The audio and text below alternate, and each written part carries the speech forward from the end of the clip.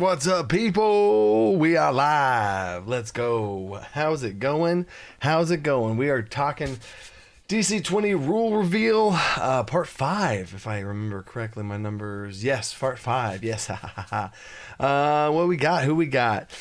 Terry Guerrez. It's time. It is time, Terry. Let's go.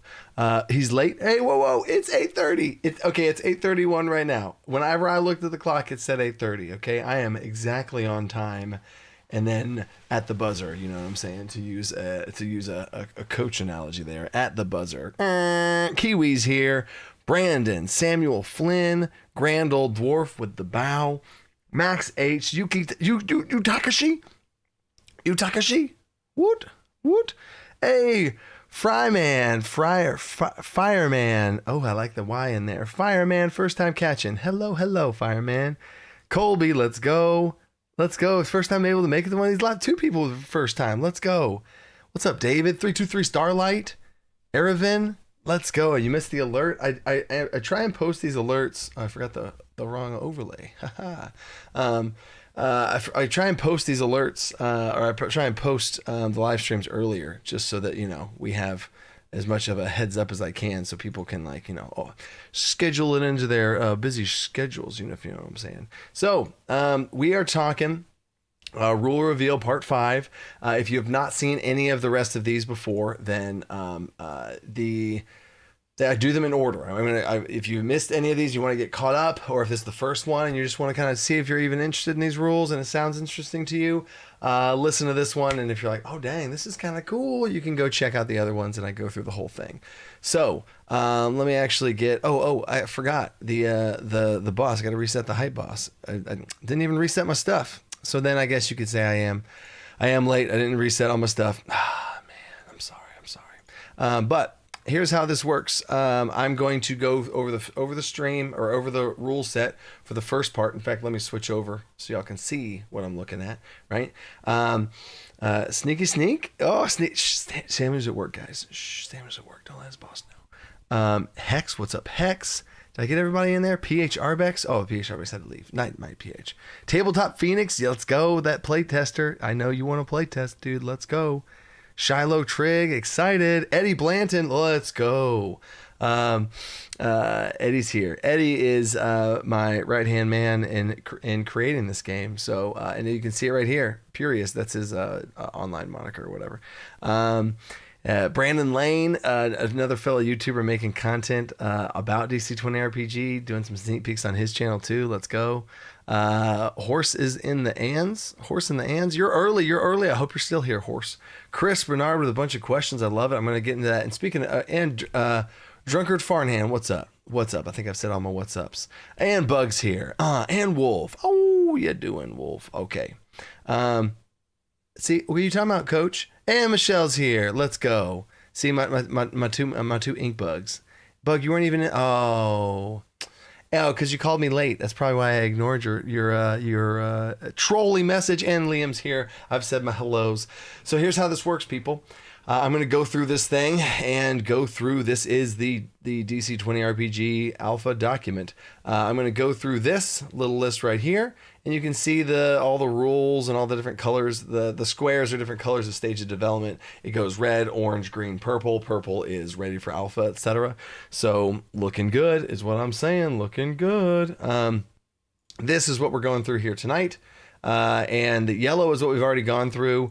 Blue is what we're talking about tonight, my estimate for what we're talking about tonight. So what I try and do here is the first half of the stream, I'm going to talk about some rules. Second half, I'll answer questions in general about that section of rules or previous sections of rules. If it's something from the future, I'm going to try not to talk on that yet, because then I'd just be repeating myself over and over again instead of just fully explaining it in the order in which we're going through this whole thing. So can't wait for the Kickstarter, Rodrigo. I know, man. Oh, where's my straw? Oh, there we go. Cool. Boop, we're ready.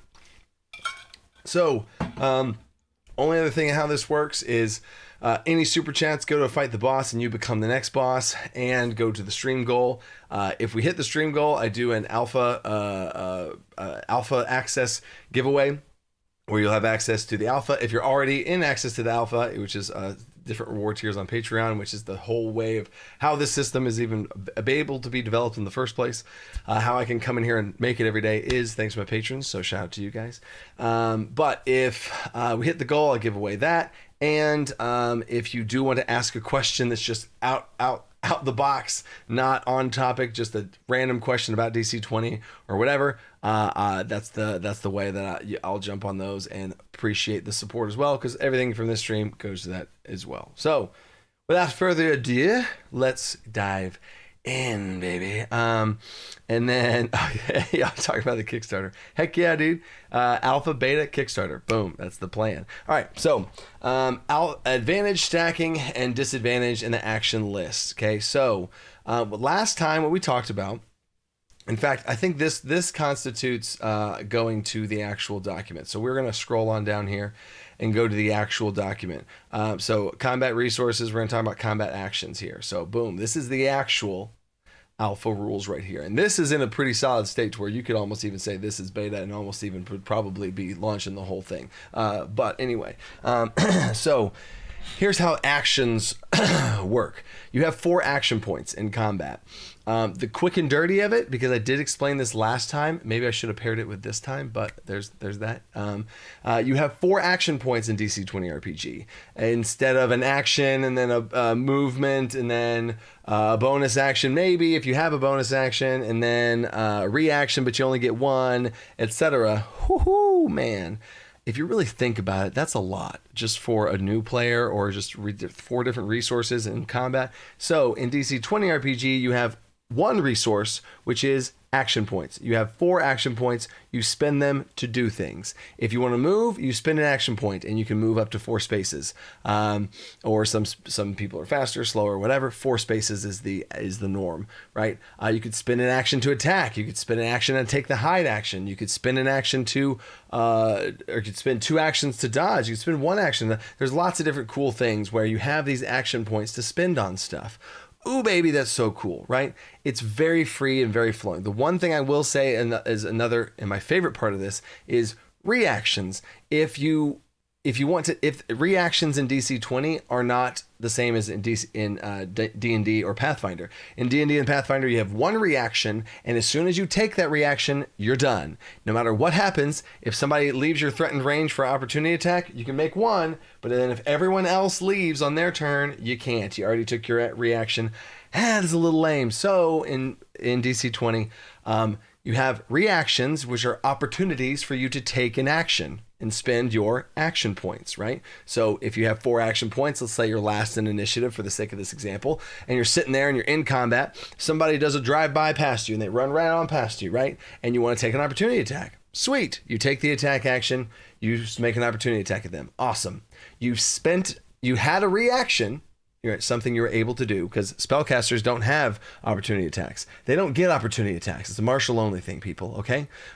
So you had a reaction, and you took that reaction to spend an action point, wha-bang, on an opportunity attack, right?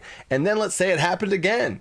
All right, it's happened again. Boom, it happened again. Now you swung again. Somebody ran that way. Oh my God, right? And you can choose to take those actions. But then when your turn comes up, you only have 2 action points, which is also fair because the action economy is literally the most balanced that it could possibly be, because you have 4 action points. The enemy has action points. Your allies have action points. You spend them to do things, period, right? In D&D, you want to try and use your reaction to get it. And if you don't, then your turn's technically less efficient than it could have been, because you could have used a reaction to whatever. And then reactions for spellcasters are useless usually, whatever, right? So anyway, that's how action points work. And so let's go back to the analogy. You use the reaction to attack, and then an attack or whatever. Or let's say another cool thing. You're a fighter and you chose the protector specialization, right? And you took an opportunity attack at the guy that ran by you, but then another person's attacking your ally that's right next to you. You have a reaction because you've built your character in this way. It's the protector type of fighter character, tank, and you take a reaction to stick your shield in front of them and try and protect them from a blow. Ooh, awesome. What a cool reaction to help your ally. And now it's your turn. You only have 2 action points. You're like, okay, I'm going to run over here and attack this guy. Sweet, that's your turn. And that keeps things moving. You can spend action points not on your turn if you have a reaction to be able to do so. There's not a lot of them, and it's not a default thing. You have to purposely build a character or pick a class like a monk that has more reactions than usual. But you're going to be able to spend action points in cool dynamic ways, in combos with your teammates, in reactions to things enemies do, whatever, and then keep the ball rolling. And anytime people have been like, oh, wait, but that's going to slow down the game because people are interjecting, it actually doesn't slow down the game because you just are using things in response to whatever. And when your turn comes up, your turn is way faster because you used action points. So that example with the person that only has 2 action points left, their turn would be very quick, boop, boop, and then their turn's done because they spread out their turn across the round instead of all on their turn only. Does that make sense? You know what I'm saying? So anyway, I digress. That's the action point system, just to start this whole thing off with. So then real quick, to the chat right here. Scatterbug, can I have a magic sword? Scatterbug. The hilt of your sword is an ant antenna. An antenna. It's called the antenna blade. And you get a sense of danger, and it's not a blade. It's not even actually a blade outside of combat. But as soon as your antenna goes off, there's combats happening, a blade extends out, a magical blade of energy extends out from the sword, and now it's a sword. But only in combat is it a sword. So there's a cool little twist to it. Okay, there you go, Scatterbug. Thanks, Bug, for the $10 super chat. And now if we look here, now Bug is the boss. Oh, let's go, Bug. All right, so there's the whole deal. It makes the game flow like a river. Heck yes, I appreciate it. Oh, let's go. How many spreadsheets have you made while making the dice system for this? Oh my God, Alexander Bird. I love your icon, dude. Looks so professional, dude. I love it. Thanks for the super chat, man. Alexander. So many spreadsheets. The math on this, I was a math teacher by trade before doing this full time, and man, oh man, has that paid off because stat charts, advantage, calculating advantage, double advantage, triple advantage, what that actually means. Advantage is actually an extra third on top of whatever the dice total is. So it's a D20, it's a third of a D20 is how much about you're adding and you're get. So oh yeah, it's crazy to see kind of how that whole thing works. And then if you have triple advantage, it's 3/4 or no 1/4 and then 1/5 additional. So there's lots of really cool stuff to make the math of this thing work. But it's so beautiful where it's landed and where all the math falls into place for it. So yes, spreadsheets are a man's best friend, a game designer's best friend when it comes to that. Math for the win, for sure, dude. So here we go. So now, here's now what we're getting into as far as what I'm talking about with what you spend action points on, which is what we're talking about. But before we get into what you spend action points on, there are 2 principles here that just take the system to another level. So as I've said, you have 4 action points, right? And you can spend them on things. But here is the multiple action penalty. As some people have said, well, that's kind of dumb because then you could attack 4 times. Attack. Oh my God, right? No. Well, first of all, yeah, I guess, sorry, you could. You could definitely attack 4 times if you wanted to. I'm getting some dice here for my visual demonstration, okay? I'll fix that later. So if you make an attack roll on your turn, you roll a d20. Ba-ding, right? You make an attack roll, it's a normal attack, sounds good, sweet, done. Now, if you attack again, and this is also true for any check that you make a repeated check on, a multiple action, a second, a double, the same action again within the same turn, right? You then would make an attack with disadvantage, rolling 2 dice, taking the lower. So your first attack is a d20. Your second attack on the same turn is 2 d20s, take the lower. And let's just see, and I have said DC20 is very intuitive. Let's see if y'all could figure out what the third attack would be. If you were to make a third attack and you want to make the most obvious rule and kind of cool and kind of make sense and kind of fun, and I'd love to see this. If you made your third attack on the same turn, you roll 3 d20s and take the lowest. And if you make a fourth attack, can I hold all these dice at one time? If you make a fourth attack on your turn, you roll 4 d20s and you take the lowest. It's called disadvantage 2, disadvantage 3, disadvantage 4, right? So, oh yeah, it's kind of crazy, right? So, you can take multiple actions. You can try and grapple somebody. You take the grapple action, and you try and grapple them, right? If they got out of your grapple, I'm gonna grapple again. At disadvantage. Ooh, do I still want to do that? Right? And this is where the whole thing comes in, right? This is where the whole big picture of so many different actions. Each action, some different actions cause you to make a check of some kind, and then you make that check. You can do it again, but it's a stacking disadvantage on everything that you do.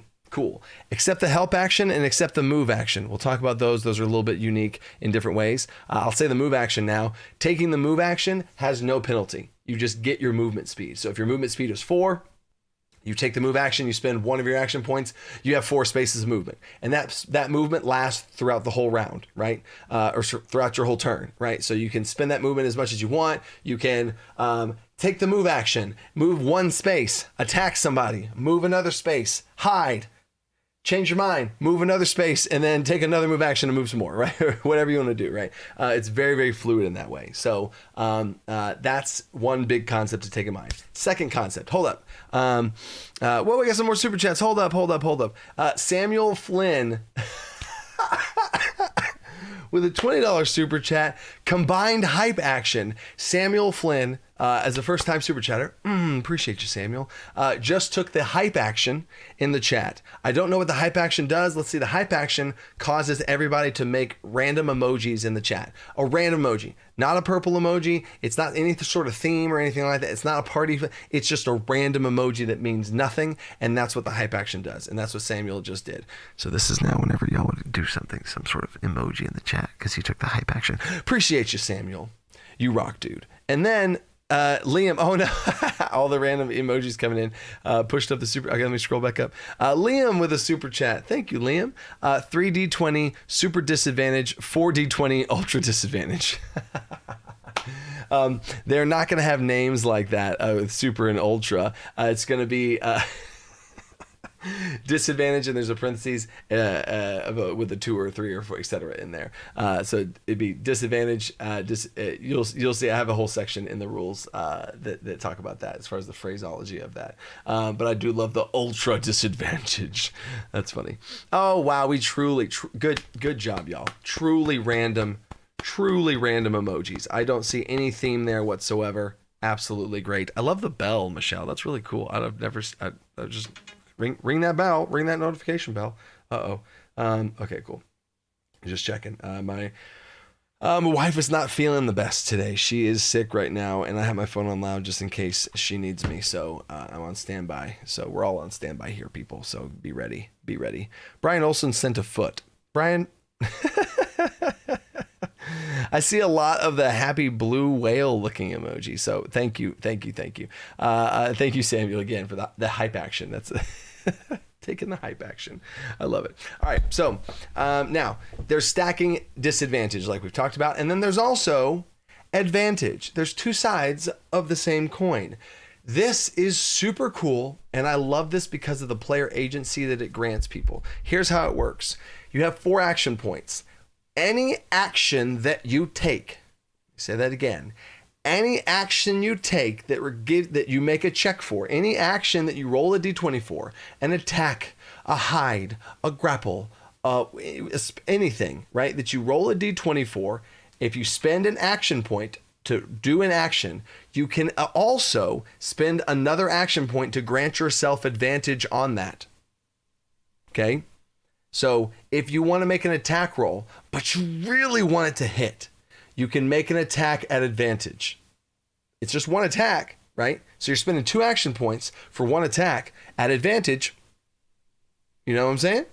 And trust me. I have balanced this out. I've thought this whole thing, it works out perfectly, right? Because you could, if you wanted to, this would not be smart. This is not a good idea, but you could if you wanted to.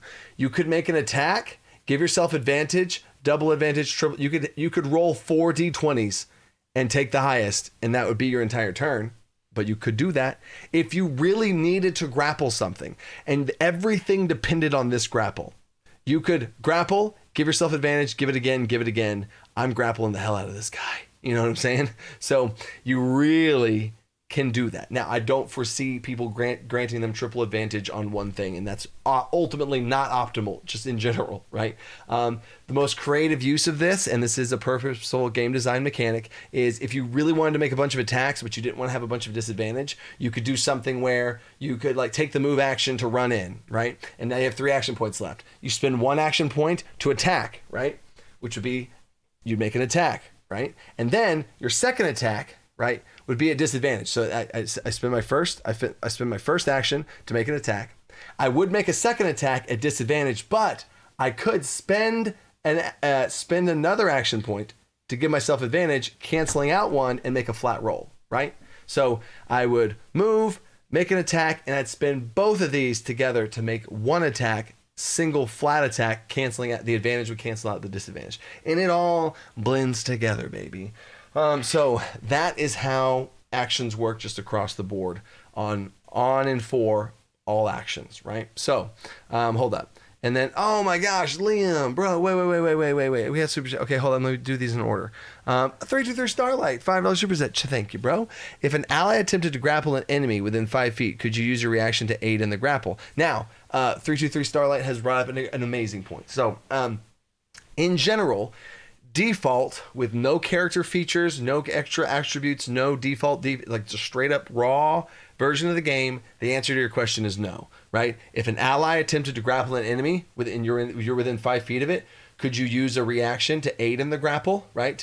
No, you could not. But there are lots of things you could do to help them, and we'll get into that in the whenever I talk about the help action, because that actually would be better. You taking the help action would be better. The main reason why you can't just take reactions for things that you don't have class features for, that could totally be a reaction for like a grappler feat type of thing, or a monk thing, or a fighter fighting style, something like that, right? Totally. A bonus level up perk you give somebody that really wants to do that, whatever. But you can't just let people do whatever the hell they want as a reaction, because then that breaks initiative and that breaks the order, and then the initiative order doesn't matter anymore, right? So if you are next to somebody and you go before them, you can grant them the help action on a grapple check, and then they can do a grapple check, and they're going to be better off at it, and it's actually better than advantage, and we'll talk about that in just a second. So don't let me forget about your analogy there, 323 Starlight. And then Liam with a $20 super chat. This is a get well card for your wife. I appreciate that, bro. I'm going to make a note of that, because she is for sure asleep right now and definitely not watching. So I'm going to make a note. On the same note that I have the Liam fighter thing, I'm going to have Sarah get well card from Liam. That's freaking sweet, dude. What a freaking sweetie pie. Oh my god, Liam. Oh my god. And then why do you want to grapple instead of push them down to the ground? You could totally push them down to the ground. Totally could push them down to the ground. There's lots of things you might want to do for grappling, Golden Senjit. There's lots of things that you can do with grappling. There's entire grappling maneuvers that you can, when you have somebody grappled, you can do a whole bunch of stuff to them. You can throw them down the ground. You can restrain them. You can mute them. You can do a whole bunch of stuff, right? So there we go. And then, so there we go. So now, this is now all the actions in the game. There's the attack action. You make an attack, spend 1 action point, make an attack. The grapple action, grapple. Shove. Oh man, guys, shove. Hold up. The shove action in DC20. Man, I'm thirsty. And then another text message. Okay, cool.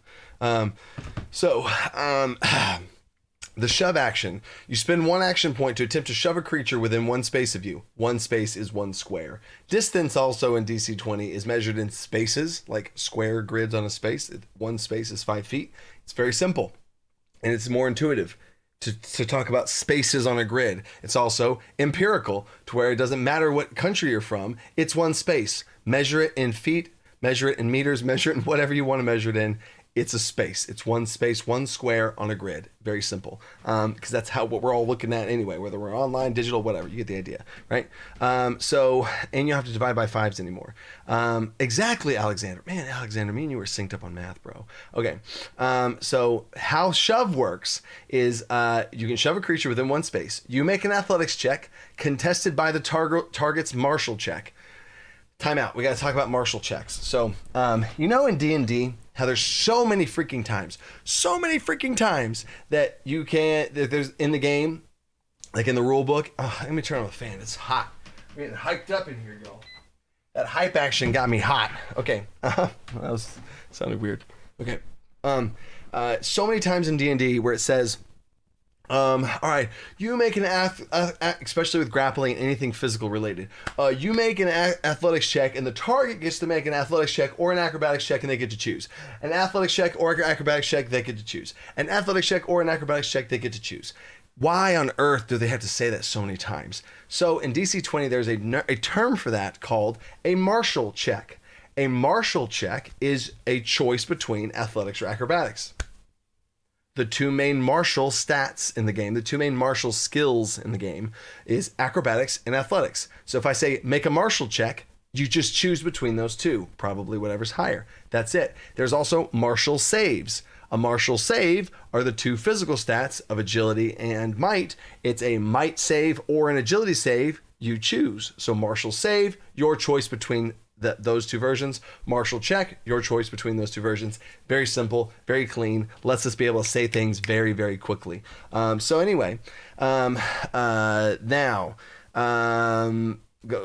back to the rule. So shove. You make an athletics check to shove them. They make a martial check, either acrobatics or athletics, right?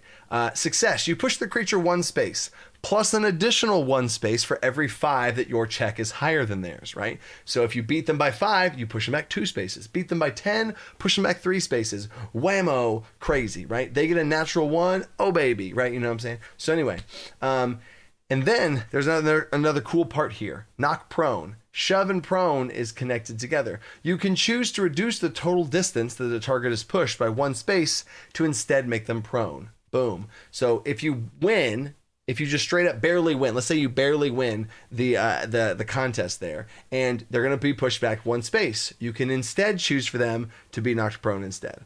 Or you can choose for them, if you win by 2 or whatever, or you get 2 spaces, they can get pushed back a space and fall prone. Or they can just fall prone in front. However you want things to go, you can make it happen. In fact, I want to make sure that we can codify that.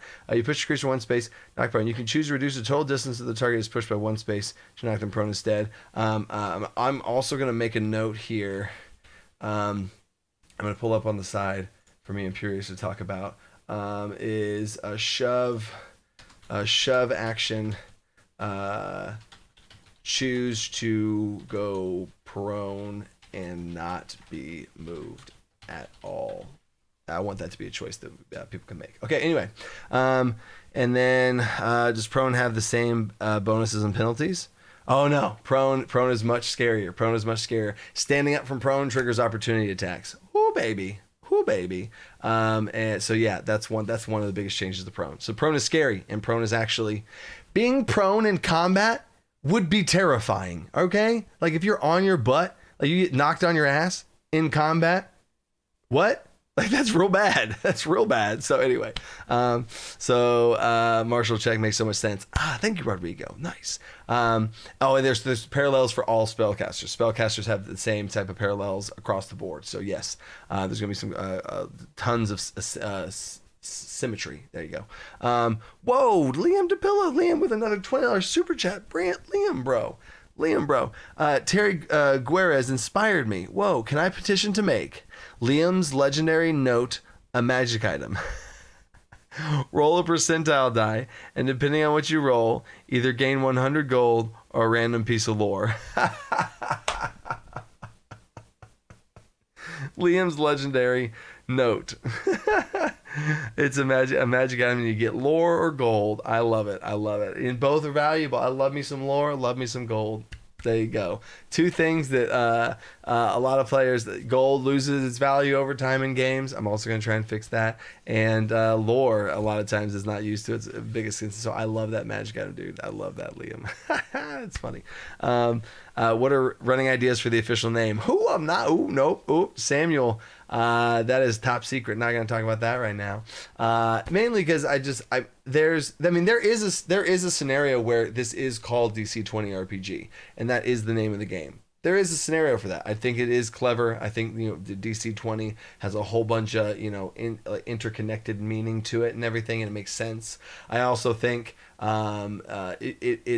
it's good because it is very easy to say. It's very clean to say. It's people that are in the space know what DC20, like they just understand what DC means, So I think it's a good name in general. And in general, just to let you guys in a little bit, since you asked, what the game's name probably will be is going to be an acronym of DC. So what it's going to be called is DC, right? Like, and then DC20, right? So it'd be called something 20, right? But anyway. I'll leave that as it is right there.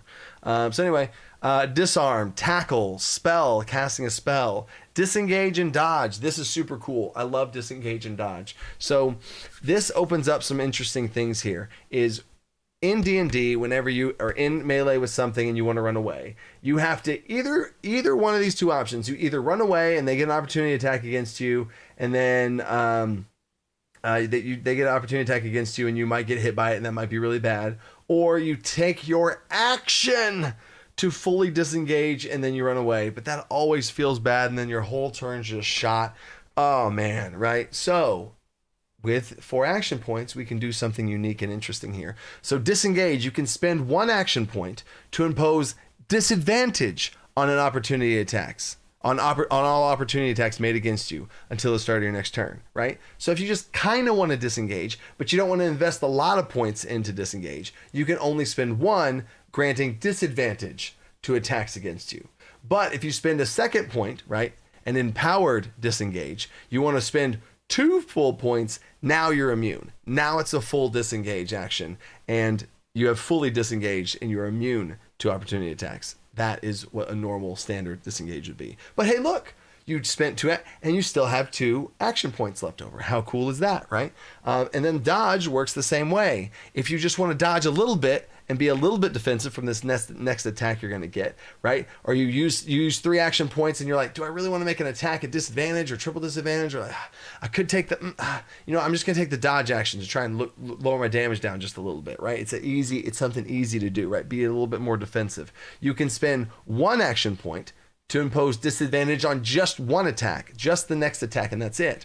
Or you can spend 2 to fully dodge, and then you have disadvantage on all attacks made against you until the start of your next turn, which is the full dodge action. See what I'm saying? So, boom, there it is. And another thing, just in general for D&D conversion type stuff, an action is 2 action points. A bonus action is 1 action point in general, as far as the balance and action economy, how that all works out. So, there you go. Next, dodge, hide action, move action, help action. The help action is so freaking cool. I'm going to stop it right here. Hold up. The help action is actually useful. It's actually fun. It actually is people want to use it. And I'd ask you this question. You don't have to answer it for real, but just think in your head. How many times in your games has somebody taken the help action in combat and it be a good idea? And it be, tactical or smart or, you know what I'm saying? It just very rarely happens. And it's just in general an action to help. No. Now, some classes have a bonus action help, and that's obviously great. Mastermind rogues, whatever. Sure, right? So Dungeon Cornucopia, Disingenuous Cornucopia, Bug, that's probably the worst DC name acronym I can possibly see. Dungeons and C, outside the box. Wow. Samuel, okay, never mind. Bug, I think Samuel might have taken that one from you. Dangerous cushions. Wow, y'all are really just on fire there.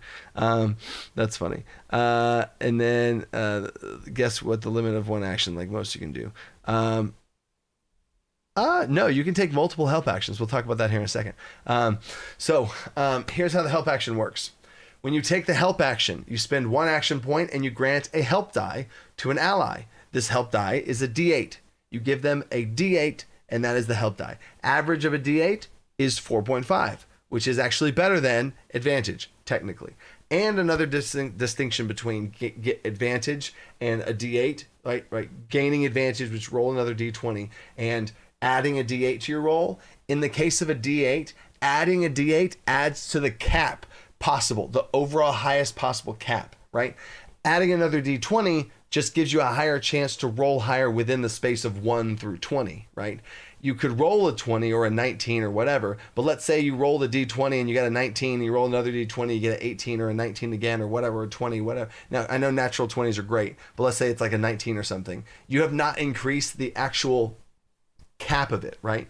But a D8 always increases the overall potential. So you could roll a natural 20 and then roll an 8 for a 28 plus and add to it. And in DC20, that's very important because like we've said before, when you make an attack check, every 5 you beat the armor class by, you deal an extra damage, right? So if the armor class is 15 and you roll a 30, oh my gosh, wait a second. So 15, I deal my base damage. Let's say my base damage for this example is a 2. So 15 would deal 2 damage. I beat it by 5, so 20, 25, 30. I just dealt 5 damage instead of 2 because I rolled a 30 on this hit, right? And actually rolling high attack rolls means something because you actually deal more damage, right? So help action is pretty freaking cool, right?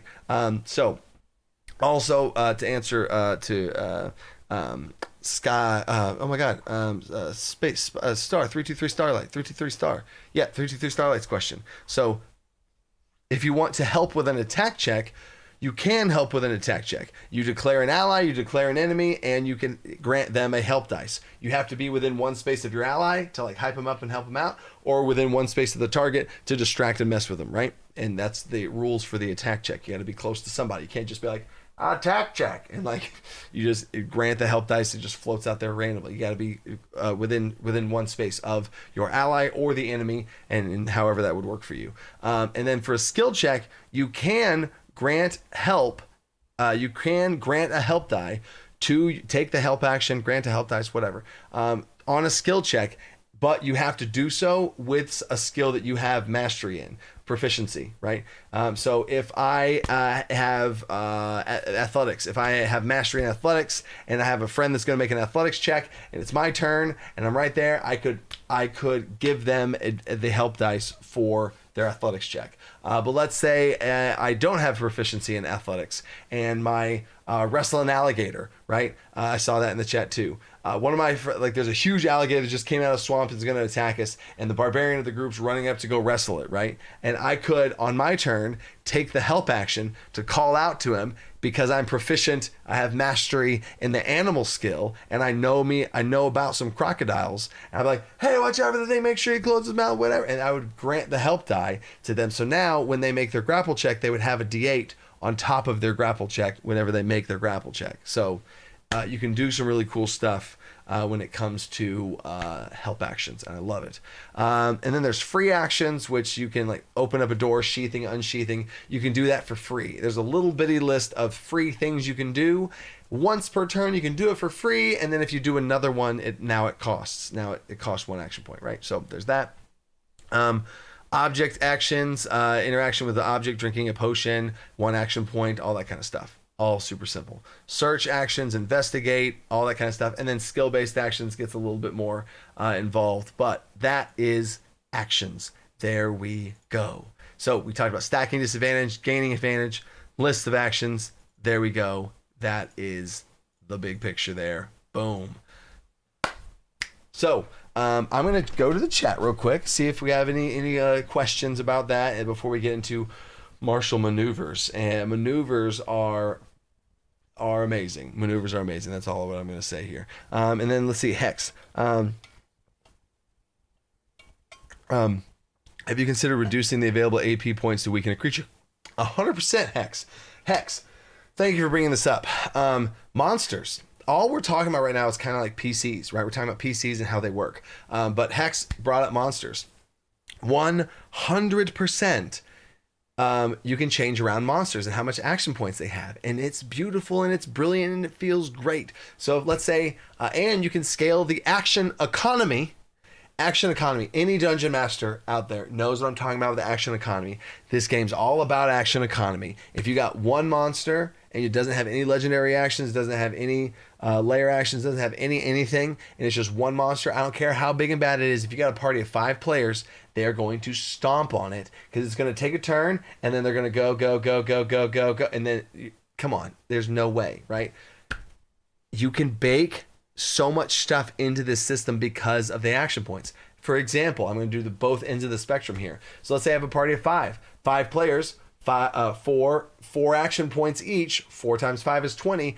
The PCs as a team have 20 action points. Very simple. You know how many action points your party has. So when you make enemies, you can also think about their action economy, literally how many action points you give your enemies. I could make 2 enemies and give them both 10 action points.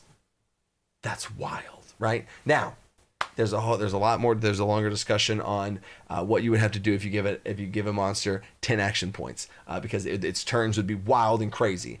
So in general, there's going to be things with monsters where some of their actions are gated behind certain things, like legendary actions, to where they can only spend one. They have a turn, right? So that if I'll go ahead and go into this. Let's say I wanted to throw 2 huge freaking ogres at a party. They each had 10 action points. Oh my God, that's crazy. How I would run those ogres is they would not have 10 action points flat out. And then on their turn, they spend 10 action points. You could. That might be interesting. And then through playtesting, I'm going to play around with that more. But in general, how I would run it is they would have 10 action points, right? But 6 of them would be normal action points and 4 of them would be legendary action points, and they would spend them off their turn to do one action, right? Just how legendary actions work now, right? And they would, on their turn, they would only have access to 6 points, right? And then off their turn, they'd have access to those other 4 points, right? And so they would one of the PCs go, and then they take a legendary action. And it would work very much like legendary actions in D&D, where you take this one thing off people's turn, but in DC20, it fits more into the system because action points just work like that already. And things cost action points, and you could just spend them off your turn, and it's all very clean and organized, right? If you wanted 5 party members, 20 action points. If you wanted them to fight a bunch of creatures, they could fight 10 different creatures that had 2 action points, 10 skeletons. And it wouldn't be crazy broken from an action economy perspective because the action economy is literally balanced. It's literally the same, right? So there'd be 10 skeletons with 2 action points. They'd move and attack, right? Or if they're standing there, they would attack and have an aura or something, an unholy whatever, or whatever they're doing, right? There's just skeletons, whatever example you want to have. So action monster design is super awesome in that way as well because you can mess around with action points. So there we go. Liam is on fire. Deus Calamitous. Oh, that's actually kind of cool. $20 super chat. Liam, bro. Thank you, Liam. Oh my God. Deus Calamitous. Calamity of gods. Ooh. You know what? Honestly, I'm writing that shit down. I got a secret little note here. Publishing logistics, official names of DC20. I'm going to put Deus, yeah, Calamitous. That's crazy. It translates to Calamity of Gods. That's cool. Also, based on some of the lore of the campaign setting for DC20, like the world setting, that actually makes a lot of sense, and that's about all I'm going to say on that. So, word of the day, cool, OP, that would be OP. A creature that gains action points the more damage it takes. Honestly, though, Max, you could do something like that, where a creature has 4 action points, or let's just say 5 action points, for it's a big creature, big scary creature, has 5 action points, and when it gets the bloodied condition, in DC20, the bloodied condition is when you hit half health. Whenever it is bloodied, it gains an action point. Fighting for its life, right? 100% you could do that. 100%. I love that. Dragon coaches. Wait, Tim has a good question. Can you scale the action economy based on the number of players too? Yeah, you totally could. Tim, that's beautiful. Tim, I'm writing that down too. That's a beautiful little Dungeon Master binder tip there. I'm going to put this in the Dungeon Master section in the Alpha Vault, Game Master tips. Tips on AP is lower down to less or more AP based on group size. That's really interesting. It's super interesting. Because, yeah, if you had a group of 6-7 players, give them 3 action points. It's faster rounds. Zip, zip, zip, zip, zip, going around faster. That's so freaking cool, dude. Tim, I love that. I love that. What a great tweet. What a great homebrew. Tim. Ah, man. People are already homebrewing DC20. I love it. Ah, it's so cool, dude. It's so cool. That's so cool. All right, I love it. Oh my god, it's so cool. And then good. Okay, cool. And then how money work and how much different coins worth. If it's in general, it's going to be the same buy 10 situation. All through across the board. There's not going to be Electrum or whatever that is, but there's going to be right now at least. There's gold, platinum, gold, silver, copper. In there by 10s, so there's that. And then can't wait to make homebrews for this. I can't wait to see the homebrews you guys make for this. Oh my god. So for sure. All right, now it is. Oh man, it's already 9:15. Okay, here's what I'm gonna do for maneuvers. Okay, I can show this, and I'll show maneuvers. We'll do attack maneuvers. Okay, cool. Maneuvers are. Here's actually, I'll say it off of this. Cantrips are to spells as maneuvers are to techniques. What does that mean? Spells are mana. You take cost mana to cast a spell. Big, cool, awesome thing, right? And then if you want to cast magic spells, if you want to cast magic for free, it's a cantrip. Bloop, bloop, bloop, bloop. Cantrip. Free, cool magic cantrip, right? Same thing is true for marshals. Marshals, big, huge power abilities, use stamina to cast techniques, or perform techniques. You spend stamina points on these big techniques, like a barbarian ground smash, a huge throw where you throw somebody back 5 spaces, where you throw them up into the air, and there's another stamina ability. Okay, I am going to give a little bit of a spoiler here for some cool techniques. There is a technique that monks have that is a aerial kick, where if a target is at least one space airborne, if a target is airborne at least one space in the air, you can perform this technique on them. You jump up a certain amount of spaces in the air, and then you kick them down to the ground.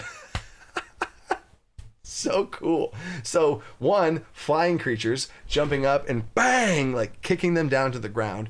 2, barbarian uses his technique to grapple and then throw an enemy up, and the monk triggers, and he can use this as a reaction, and then bang, bang. Oh man, chills. So freaking cool. So anyway, techniques are like Marshall's version of spells, right? They have a resource stamina. You have to spend stamina to use techniques, and then you lose your stamina. You have to build your stamina back up, etc. So it's not like this thing you do all the time. It's just broken, right?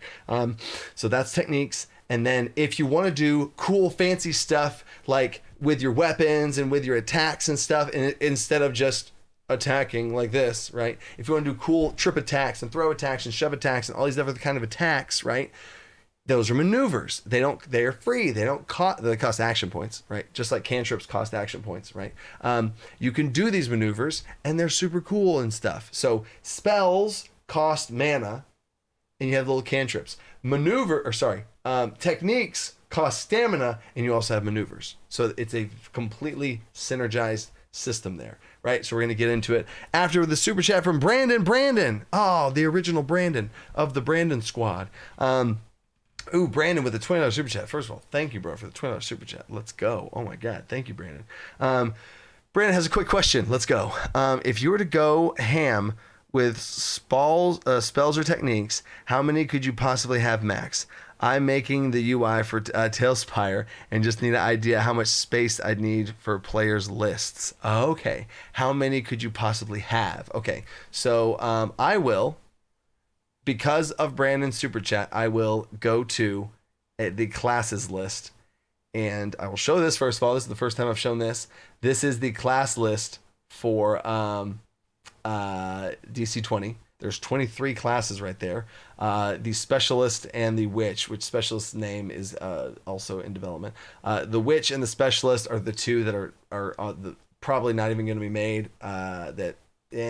Everything else will be made. The ones that are colored right now are for sure going to be in the alpha, along with Rogue, Ranger, at least those two. But yeah, so these are the classes. Okay, Summoner, Elementalist, Beastmaster, Shapeshifter are the ones that you can't read right there. But anyway, so let's go to the Fighter class table. Here's the Fighter class table. The max amount of techniques that a fighter will know at 10th level is 5. Okay. Now, if you get higher towards 20th level, I think that list grows to, I want to say 10 for techniques. You would know 10 techniques at level 20. So there's that. But in general, levels 1 through 10, it's 5. Now, the game does go to 20th level. 1 through 10 is the original class, and then 11th level through 20th level is Prestige, which has a whole Prestige system of you gaining talents and spending them on all this different kinds of stuff. But anyway, there's that fighter. And then, that's all I'm showing you on the fighter right now. Wizard, here's the wizard list. The spells known for wizard, at level 10, you'd have 10. So at level 20, you'd have about 20. No. At level 20, you'd have about 16. I'd have to check the prestige class list, but that's what I'll throw down for right now. So there's the wizard table and the fighter table that Brandon unlocked for y'all. So props to Brandon right there. Flying roundhouse gig. And then big fan of Tailspire. Okay, let's go. How do you get your orcs blended? What? Attack a barbarian and a monk. What? How to get your orc? Oh, okay, I see. Fastball special. Oh, yes, exactly. Fastball special. That's going to be a technique. Throw your ally to be able to da-da-da-da-da. Whoo, baby. Yeah. All right, so we're back. All right, so maneuvers and techniques. Oh, yeah. So maneuvers and techniques. I'm going to go to the maneuvers and techniques. Where are we at? Here we are.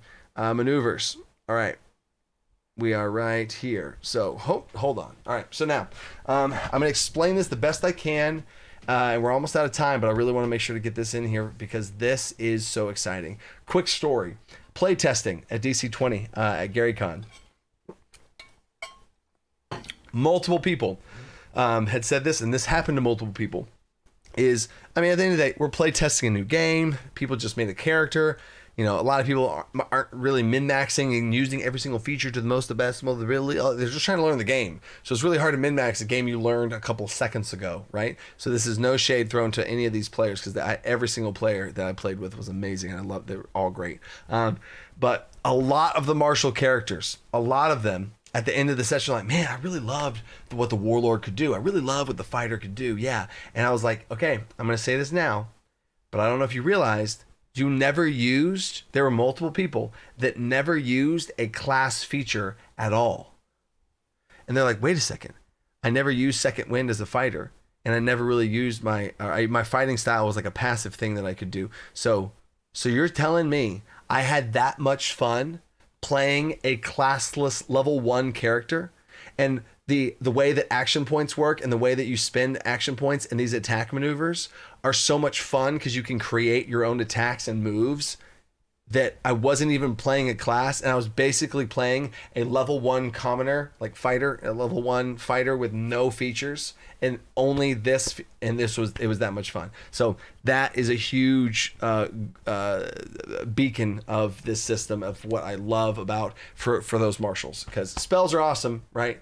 And I wanted to bring up martials to be also awesome. So here we go. Hold up real quick. Liam with another super chat. Liam, bro, how close is the fighter ready to being done? You're tantalizing me with the top of the page. The fighter is first 2 levels already. The fighter's first 2 levels are ready. So there's that. So stay tuned for the rest of that. And I do have your chart too that I have to go through before I put in the 5th and the 8th level features. So the fighter's the furthest along. So I got you, Liam. I got you, bro. So here we go. Hitting this to you guys, and then that'll be that. So attack maneuvers. When you perform an attack, you can choose, the following attack maneuvers can be used as part of any attack check that you make. Once you select a target and before you make the attack check, you can choose to spend additional action points, 1 per maneuver, to empower your attack in the following ways. You can add damage to your attack or you can add an effect to your attack. So here's what you can do. You can empower your damage. So again, you can make an attack, right? You spend 1 action point to make an attack. And when you make that attack, you can choose to empower it for +1 damage. And another +1 damage. And another +1 damage if you wanted to. So you could technically make 1 attack and add 3 damage to that 1 attack. Ooh, baby. Ooh, baby. Now, really, you could make another attack, which you have to weigh the odds on that. Do you want to make another attack? Because your weapon does have a base damage to it, right? So it's not just absolutely broken to add 3 damage to an attack because you're losing out on another attack, right? So there's a little bit of odds there, right? And you can choose the cleave, which is basically you spend 1 action to make an attack and you spend a 2nd action point to be able to deal 1 damage to an adjacent creature from the target you're attacking, right? So it's like a cleave effect, and you can spend multiple points on that as well to have a big cleave type effect on 2 creatures next to each other or whatever, right? And then these are the ones that get super, super fun. So you can make an impaired maneuver, which grants disadvantage on the target's next attack. Right? So you can make an attack on them and you like jab them with it, it puts them off, so their next attack has disadvantage. A more defensive maneuver, right? An aid maneuver is like a guiding bolt. It's the opposite of that.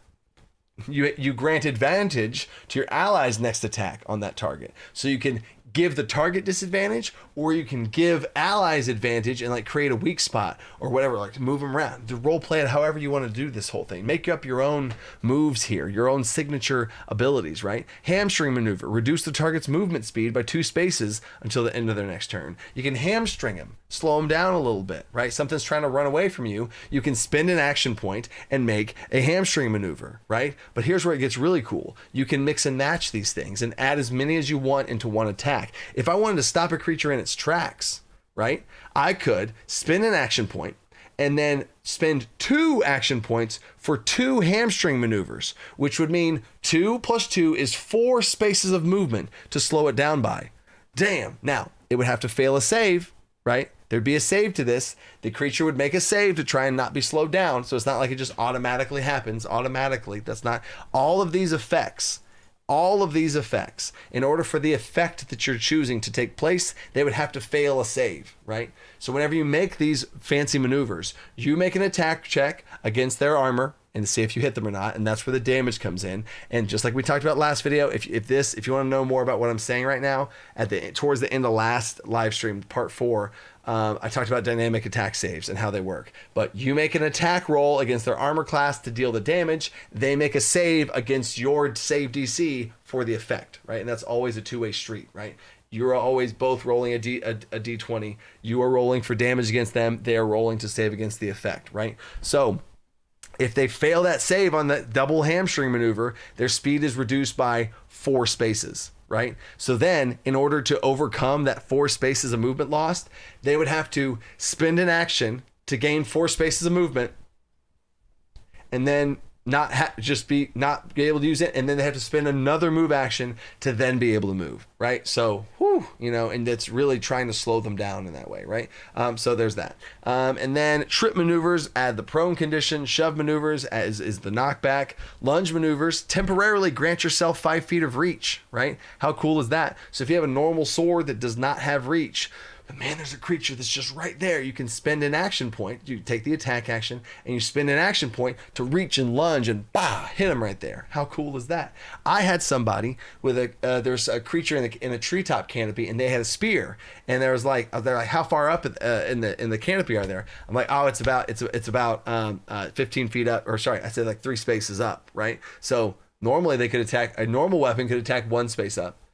A weapon with reach could attack 2 spaces up, and he had a weapon with reach, so he could attack 2 spaces up. He said, I want to perform a lunge maneuver with my spear to be able to get that 3 spaces. And I was like, oh my gosh, that's so freaking sick. That's so cool, right? So there's that, and then there's ranged maneuvers to add range onto your attack to like really snipe a shot in there. So anyway, there's that whole thing. There we go. We fit. So, let me get through these super chats real quick. Oh my goodness. And then, any other questions you guys have as we wrap this up on the system on what we've talked about? Try and have the questions be on what we've talked about. I'll also, I guess, leave this up here to show this maneuvers and techniques. We'll put that in yellow as well. So any of these categories, if you have questions on any of those, I'll answer these for a little bit, but then we are now officially in overtime. So, and then we'll go from there. So cool. Liam has a super chat. Liam, bro, Liam's on fire tonight. How close? Oh, fighter. Okay, that I did read that one already. Okay, cool. Just because you're awesome, coach. Love watching this game develop and grow. Wolves, bro. Wolves is in I think Wolves has been to every single live stream I've ever done for DC20. So Wolves, you are a huge pillar of support here, bro. I appreciate you for that. Thank you, dude. And then drop kick the red dragon. That'd be crazy. Liam is doing another super chat. That's funny. Keep the Battlemaster fighter. They can have more maneuvers than anyone else. So they technically, Liam, just so that you know, for all marshals gain access to all maneuvers. I didn't want to gate certain maneuvers to certain classes. They're so freaking fun. I don't want to gate that fun behind, only the Battlemaster fighter can have this. So in general right now, I don't have Battlemaster fighter as a subclass for the fighter. I have thought about it where they can perform maneuvers better, but I still think that's just the core identity of a fighter. So right now, a Battlemaster fighter, that is the fighter. Like that's the fighter, that's the things they get at 1st, 2nd, 5th, 8th level. All those things are going to be heavily that, just to get you synced up at where my head's going. So whenever I send you that fighter, you'll know what I'm talking about. And then game's looking great. Thank you, Terry. Drop kick, 1 space. Yep, not 5 feet. Dang, messed them up, Cybenja. It's all good, bro. Welcome. Do you worry that all the deviations from D&D will make the game less accessible to new players? Static S. I'm so glad you asked that, Static S. Static S asked if I'm worried about all these deviations making it less accessible for new players. I fully say no. I don't think I'm worried about that. In fact, I think the opposite is true. I think new players are going to be, I think one of the boons, one of the benefits of this system is how intuitive it is. It is very simple. Imagine a brand new player and you're like, hey, yeah, you got 4 action points. What do you want to do in your turn? And they just start saying what they want to do, and everything they do costs 1 action point. It's so wildly simple. And then they can just learn the game as they go. Right? Instead of, all right, so do you have a bonus action? And then they have to look and read through to see if they have a bonus action, what if they do or not, or whatever. And then a reaction. Do you have something as a reaction? It's probably going to be an opportunity attack. And then just the concept of opportunity attacks in general for their reaction. And then they have their action, which is really big and important. And then they have just movement because they have movement, right? So, I think the DC20 system and the by 5s and how the whole thing works is going to be more intuitive than D&D. It's going to make more sense just because a lot of the rules are what's the most obvious thing. It'd be that. Oh, well, okay, that makes sense. Okay, cool. If I do things a lot of times, disadvantage. If I want to, so anyway, I think it's familiar enough to D&D as far as the D20 system when you want to roll high and you have modifiers and all that.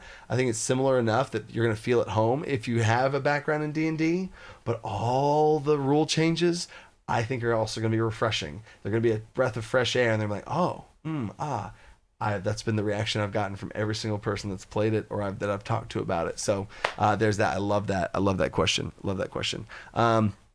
I've decided, joined by his passion. I've decided, just judging by his passion, the coach and I are friends. Let's go. What's up, friend? Thanks, Samuel. Allow monk to kick non-flying enemies higher too to gain narrative versatility without affecting damage realism. Yeah. Kick non-flying enemies enemies higher too. Yeah, there's going to be for sure abilities that knock people up and stuff like that. So, and that's just a very fringe example of a really cool technique. How would flying work? I recall it was strong in D&D, but Monk seems to meant to dealt with them. Are there other balancing changes for flight? There's not a ton of balancing changes for flight. Flight is strong. Flight is very strong, and I want flight to be strong, right? But I also want to be able to give people the means to deal with flight. Techniques are going to be one of those things. Throwing your weapon is going to be, there's going to be some really cool, big, epic stuff you can do to deal with some of these things. So yeah, I think that answer. Flying's not. I'm not nerfing flying really. I'm adding a bunch of cool stuff to the game that you're able to do, and some of them interact with flying. Yes, but flying's still very strong. Oh, you'll be able to make so many unique characters for sure. Then the sorry, Reno with a super chat. In the beginning, there was only one who wished for others. Shreyu. What an epic thing to end on Reno. What an epic, insightful, even ominous a little bit. Little super chat to end on there. So appreciate you, Reno. So that is the stream, people. Thank you all for just hanging out and just being interested in the system. It means a lot that people are interested in what I am pouring everything into, and I do think this is going to be awesome. I can't wait to let other people play it and let people see it, and play it themselves and all of that. Make their own classes, make their own characters, and all this kind of stuff. I just cannot wait, and I really can't wait to share with you guys the ancestry system. Because oh baby, it's gonna be nuts. And then Liam with another super chat to end it off with. As someone who has homebrewed DC20 D&D convention is not that bad. The connection between the two, not that bad. Yeah, the conversion between them is going to be pretty easy to do, especially converting monsters and magic items and classes over to DC20. Very easy to do. I created an entire class very, very quickly just by copying over that. I'm like, okay, it's functional. Now, since then, I've taken the classes and made them more unique because I do not want the classes in DC20 to just be copy-paste versions of the D&D classes. I have taken them in far different directions, and Purius came in with some class ideas in way different directions, and Jason, another developer, has come up with some outside-the-box ideas for classes, especially the Warlock and some other crazy stuff that we're going with to truly make unique classes in the game. So anyway, every stream gets closer to magic. Next, we're going to probably talk about physical mental defense and weapons is probably what we're going to talk about. DCs and DC20 I'll probably put right here. So we'll talk about physical and defenses and stuff for armor and weapons next time. So stay creative, y'all. I think I said the box. Love y'all.